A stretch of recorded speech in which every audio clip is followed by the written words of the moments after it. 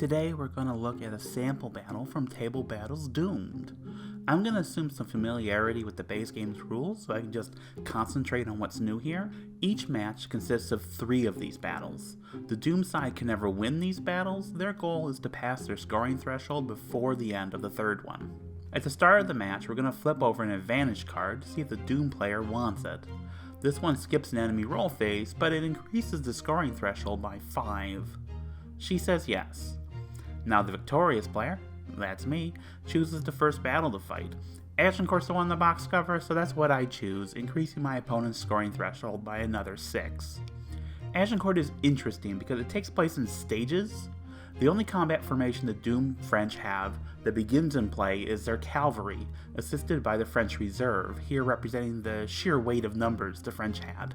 The cavalry's attacks are based on the number of sticks it has, not the number of dice, but it's the same light blue color as the reserve, so you can only place dice on one of these cards each turn. Somehow my opponent and I both missed this on her first and third turns, and yes, that is very embarrassing, thank you for asking. Once the cavalry either retires or is routed, the French vanguard comes into play.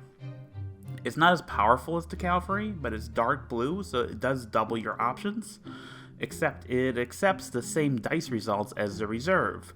It's a different kind of brittleness. Famously, the French did not really have it together at Agincourt. Once it routs or retires, 2 infantry formations come into play. These are subject to attack limits, tracks that determine the maximum damage they can do in an attack.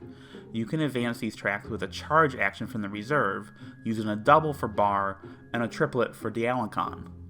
These are free actions you can take in addition to an attack. You can even take a free action if your action phase is skipped because you reacted on your opponent's turn.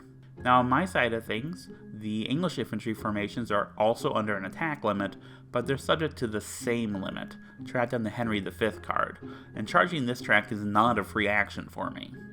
Agincourt is best known for the supremacy of the English longbow. My arrows do extra damage against the French cavalry, which is the only card that can directly attack them. But for her horses to do that, they'll need to slog through the muddy battlefield and overcome the wooden stakes protecting my archer's position. This card doesn't have any action, but while it's in play, it becomes the target of any attack, and it has 9 sticks. A French goal for the opening turns is to remove that mud and stakes card and maybe, if they can, push the archers from the field before retiring. So let's get into it. Here's that very first roll where, again, we have an illegal play on the French reserve. You might wonder why she's putting 2 4s on the cavalry when their damage is tied to sticks instead of dice. And that's to set up a screen reaction. Unless a reaction has a per die feature, all reactions require 2 dice, and all reactions except absorbs are mandatory. Both these things are new for the series. Okay, it's time for my first roll. I set up Henry and threaten with my right. She attacks. 6 sticks is 6 hits, plus a self-hit. She loads a 6 on the cavalry. I take my first charge action, and then I set up my left and my longbows. Now she knocks out the mud and stakes card. She again makes an incredibly illegal move with her dice, and I just do not stop her or notice that it happened.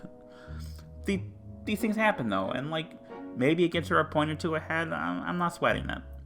I inflict 3 hits with my longbows. This attack action scores her the first point of the game, but puts her in a pretty dangerous position. After taking a free action to charge the Agincourt, she uses the die on her card to retire her cavalry, scoring her another 2 points. This brings her vanguard into play, and now both cards can legally accept dice. I take another charge action, and then I roll Snake Eyes. That works for my longbows. Her vanguard attacks my right. Now she can't score any VP because she needs to inflict at least 2 hits on the card, but what it does is force me to react with a counter, and what happens if you react in table battles? That's right, you skip the action phase in your next turn. Everyone loves that. So all I can do now is roll some dice. She charges bar for free and then attacks me again with her vanguard, forcing me to screen with my longbows. So I don't get an action phase this turn. But then she flips her advantage card and I don't get a roll phase either. I'm not a fan of that. Who designed this? It's her turn again already and she hits my right. I can't do anything to stop her and she scores another point.